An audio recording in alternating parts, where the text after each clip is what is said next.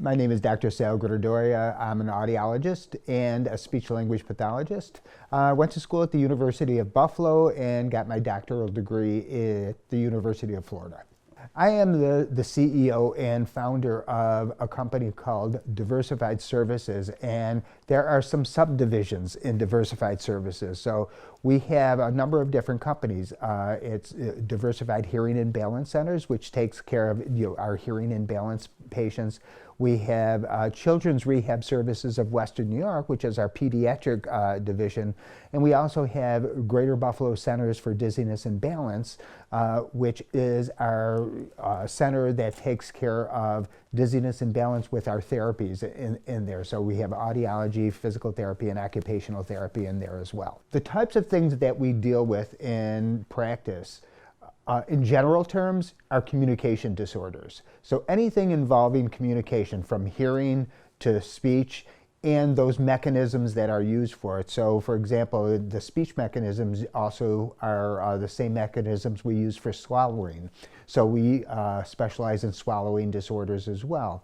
When we talk about the communication and hearing, those hearing mechanisms that are utilized are also mechanisms of your balance system too. So we take care of balance issues as well. Originally, I got into this because my dad has a severe hearing loss, and he had it my whole life. He was in the military, in the Navy. His ship was hit by kamikaze pilots, and so he had noise exposure, hearing damage. Later on in life, he got a disease called otosclerosis, and he lost more of his hearing. So my dad had worn hearing aids from the time I was a little kid until the time that he passed away.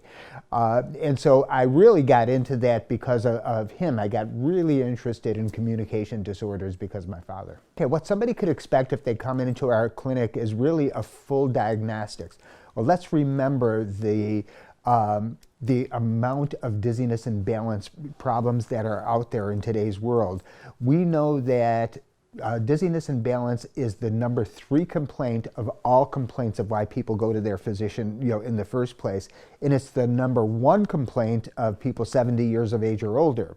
So we're dealing with a problem that is widespread, and it doesn't segregate males from females, different races. They all have the same problems with dizziness and balance. So we have to look at that.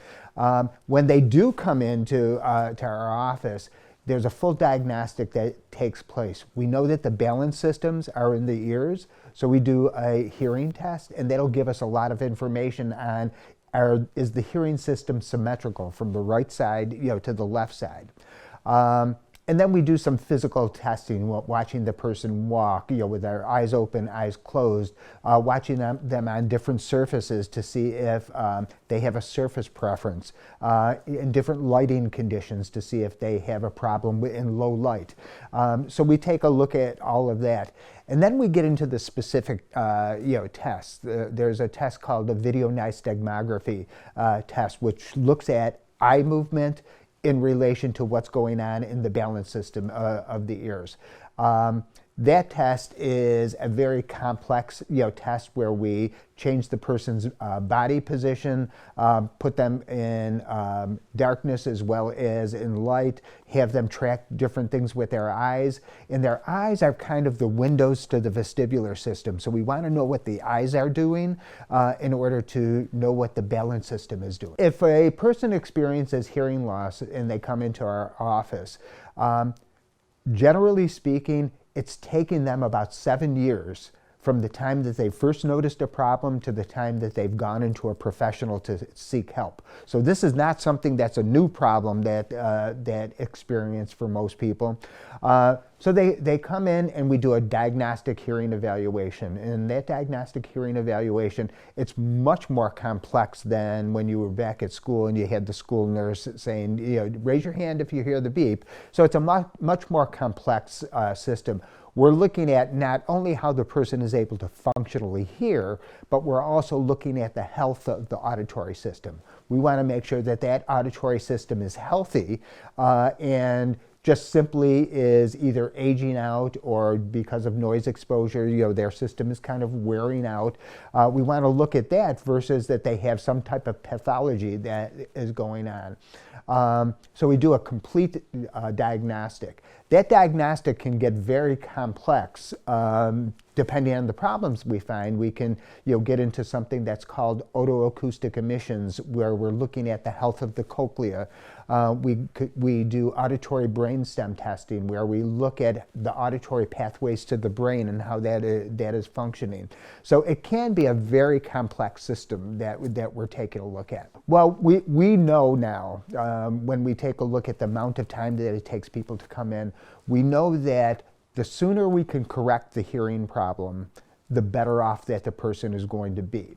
Now, there are comorbidities that are associated with hearing loss, and the biggest one that we see, and a lot of research is being done in this area, is hearing loss and cognitive disorders, meaning that as you age out, there is Alzheimer's disease and dementia that comes into play. Well, what they're finding out is that people with hearing loss have more of a tendency to acquire these disorders. Now, more research needs to be done, but we know that there is a very strong link between cognition, dementia, and hearing loss. So the sooner that can be taken care of, the better it is. We talked about that people who come into the office, and they, approximately wait about 7 years before they seek help.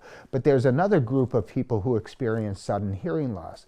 Now, sudden hearing loss is treated as a medical emergency because there's a reason why that happens. Sometimes we know, the reason. If a firecracker went off near your ear, that noise exposure is creating the hearing problem, and now they have sudden noise damage. But there's other things where you can't pinpoint. The person just wakes up suddenly and they have a hearing loss. Usually it happens on one side or the other, but it can be a profound loss. Along with that loss, they can have vestibular symptoms as well, so they can acquire some dizziness and something that's called tinnitus or tinnitus, ringing in the ears, along with it.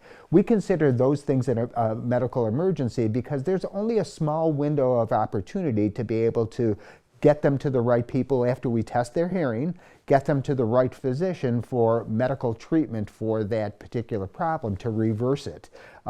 If it's not reversed in the amount of time that's given, then the person is going to end up with a permanent hearing loss there. So as far as when you should come in as soon as you notice that there's a hearing problems. So let's talk a little bit about the rehab portion of what we do.